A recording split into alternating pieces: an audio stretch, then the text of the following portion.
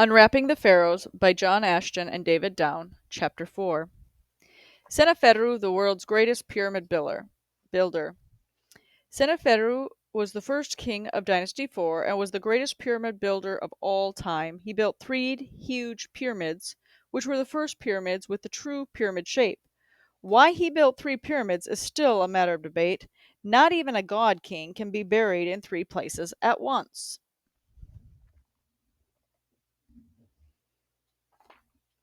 From Saqqara, the visitor can look south and see three pyramids, and they were all erected for one king, Seneferu, the first king of the Dynasty 4. Now, no king can occupy three burial places at one time, so there has been much speculation as to the reason behind this. Some have suggested that he was just a compulsive builder, and that having finished one pyramid, he could not resist the urge to build another. Others suggest that he was a perfectionist. After completing one pyramid, he kept on building until he got the perfect pyramid. Others have speculated that he was a good politician, adopting the principle keep the peasants occupied. If they are building pyramids, they will not have spare time to sit around in coffee shops criticizing the government. Whatever the reason, it has to be recognized that Seneferu was the greatest pyramid builder of all time. He must have used some 9 million tons of stone to complete his monuments. These were the first pyramids to assume the true pyramid form. Just why this form was developed is not clear. Some maintain that the sun's rays penetrating a cloud and forming a prism gave birth to the idea of a pyramidal shape. Others see in the pyramid shape a pathway up to heaven. It may just be that the Egyptians thought of it as a neater way of building a pyramid than a step pyramid of Saqqara. The medium pyramid. At Median, the first of these three pyramids started out as a sort of step pyramid. It had a core of stone that rose in three tiers, and then the true pyramid form was built around this core. Whether this final form was planned from the beginning or came as an afterthought is open to debate, but whichever was the case, the true pyramid form arrived. In its completed form, this pyramid measured 482 feet from corner to corner and was 310 feet in height, rising at an angle of 51.5 degrees, which then, when it was first observed by archaeologists, much of the outer casing lay in a heap at the foot of the pyramid. There were three theories to explain this. Some think the local builders removed stones for buildings in the nearest city, Medum, and chiseled them to their desired shape at the site, leaving the chips in a heap beside the pyramid. Others claim that the outer stones were of inferior quality and gradually crumbled over the thousands of intervening years. In 1974, Kurt Mendelssohn wrote a book called The Riddle of the Pyramids, in which he claimed that these outer stones had suddenly collapsed with a thunderous roar before the pyramid was completely built. As evidence, he noted that the burial chamber had never been finished, and after all, that was what a pyramid was all about. He also pointed out that there were two stelae, slabs of stone, on the roof of the shrine at the east side of the pyramid, and these stelae had never been written on. Mendelssohn was a physicist, not an archaeologist, but he had put a lot of research into the building of the pyramids, and he claimed that as a physicist he knew more about building construction than archaeologists do. In his opinion, the collapsed rubble was a plastic flow, which would have come about from a sudden collapse rather than from slow disintegration. Mendelssohn's theory received general acceptance from most archaeologists at the time, but more recently his theory has been challenged. In 1984, Egyptian archaeologists started removing the chips with front-end loaders and dump trucks to expose the remaining stones in the core. This was rather drastic treatment and was fortunately later replaced with manual labor. After all, if there were any clues to the rubble as to how the collapse occurred, they would not be found by front-end loaders.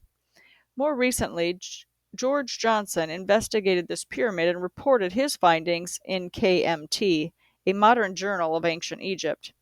He says that he went to Medum to find support for Mendelssohn's theory, but was disappointed to find that this view was untenable. He agreed that the evidence showed that the pyramid was never completed, but the failure to complete it was not due to collapse. Some graffiti in the funeral chapel on the east side of the pyramid had been left there by pilgrims who came there during the 18th dynasty. One stated, on the 12th day of the 4th month of summer in the 41st year of the reign of Tutmosis III, the scribe Aa Keper Reshnab, son of Amenmesu, came to see the beautiful temple of King Sennacherib. He found it as though heaven were within it and the rising sun in it. And then he said, "May heaven rain with fresh myrrh, may it drip with incense upon the roof of the temple of King Sennacherib." This inscription reveals that at least at the time this pyramid was regarded as belonging to Sennacherib, and it proves that the rubble could not have covered the chapel at that time. Sir Flinders Petrie claims that he found some burials from the 22nd dynasty in the rubble 33 feet above the funerary temple, so the rubble must have been there then. The debate continues, leaving us with more questions than answers. In recent years, Midam has been developed as a tourist site. A paved road leads to the pyramid, and street lighting has been installed. Visitors can climb the mound of rubble to the entrance to the pyramid and explore its interior. A passage slopes downward into bedrock, meeting a horizontal passage which terminates in a vertical shaft ascending to the burial chamber. At the foot of this shaft are some hefty cedar logs spanning the width of the passage. Some claim that they may have been used to hoist the sarcophagus up to a burial chamber. There are some other logs in the burial chamber itself. Other scholars claim that it is more likely that the logs were supplied by tomb robbers who were getting the sarcophagus out of the pyramid. More unanswered questions. Actually, not all archaeologists are convinced that this pyramid was built by Sennacherib. No pyramid for his predecessor Huni, the last king of the third dynasty, had ever been found, so they suspect that this may have been built by Huni, or at least started by him. But there is more than one inscription on the pyramid which includes the name of Sennacherib, so he seems to have been the builder. Just to the northeast of the pyramid there is a mastaba belonging to one of the royal princes, Nefermat, and his wife Itet. The entrance to this mastaba is on the east side, but this entrance was plugged with huge blocks of stone after the burial. Not to be outdone, tomb robbers burrowed into the south side and penetrated to the burial chamber. These robbers did not waste time on making their entrance passage any bigger than they needed it to be, so visitors today do not find it easy to squirm along the passage to the burial place. But it is a worthwhile exercise. The sarcophagus is still there, the lid is still on top at a rakish angle. And when the robbers prized the lid apart to get their hands on the valuables, they propped it up with a wooden mallet they had used to chisel their way through the stone casing of the tomb chamber. That mallet is still there, propping up the lid. There are several mastabas attached to the Midan pyramid. One of them belonged to the king's son, Rehoboth, who was also a high priest in the realm. The statue of him and his wife, Nofret, is one of the outstanding exhibits in the Cairo Museum today. Nofret's skeleton was still in the tomb with each bone wrapped separately, and Petrie sent them to England, but they have since been lost. As Petrie once remarked, a museum is a dangerous place. The Bent Pyramid. Sennacherib's next great building project was the Bent Pyramid of Dashur. It is the best preserved of all the pyramids of Egypt, most of its facing stones being still in position. For many years this pyramid was off limits to tourists because of a military camp at its base, but thanks to more peaceful relations between Israel and Egypt, the camp was removed, and in 1997 this and the nearby Red Pyramid were thrown open to visitors. At its base, the bent pyramid is 617 feet square, and its angle of elevation is 52 degrees. Had this angle been maintained, its height would have been 335 feet.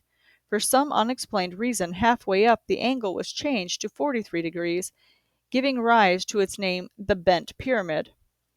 A multitude of explanations have since been invented for this odd change. The king ran out of money and finished it off more economically. The king died and his successor finished it off on the cheap. The two halves represent Upper and Lower Egypt. None of these arguments are very convincing. Perhaps the most plausible explanation is constructional problems. Cracks caused by the enormous pressure of weight has been observed in some of the lower stones. Maybe the builders advised it to be finished at a lower angle to reduce the risk of collapse. The internal design is unique among pyramids. It has two entrances, one in the north face and the other in the west, two separate tomb chambers. Although at some time they were connected with a passage, there was not enough even a sarcophagus in either of these two chambers, far less a body. A vital clue to the length of time taken to build a pyramid was provided by a workman's writing in red ochre on the outside of the pyramid. On a casing block at the base of the northeast corner of the pyramid is a reference to the 21st year of Senneferu, and halfway up is a reference to the 22nd year of the same king. This would suggest that the building the lower half of the pyramid only took about 2 years. This seemed to have been an impossibility, for it would require the workers to work 12 hours a day, placing one of the building blocks, which average about 2.5 tons, precisely in place every 20 seconds or so. The Red Pyramid. The last of the three pyramids built by Senneferu is the so-called Red Pyramid. Not far north of the Bent Pyramid, this structure has a base length of 722 feet, and it is at a much lower angle than any other, a mere 43 degrees, significantly the same angle as the top half of the Bent Pyramid. Its height is 344 feet. If, as seems likely, Senneferu's engineers had construction problems with the first two, the king may have reasoned that this one at least would not fall down on him after he was buried. Much of the outside facing stone has been stolen, so it is only the reddish construction stone which can be seen. Although the pyramid's capstone is still there, the construction stone glows in the setting sun, and this has given it the name the Red Pyramid. On this pyramid also is some writing mentioning the 21st and 23rd years of an unnamed king. If this was Senneferu, it is staggering to think that he was building two huge pyramids at the same time. From the entrance to the pyramid, a passage slopes down to ground level, where there are two spacious antechambers. From the second of these, a horizontal passage ascends to a lofty tomb chamber. Some human remains were found there, but whether they belonged to the king or not cannot be determined.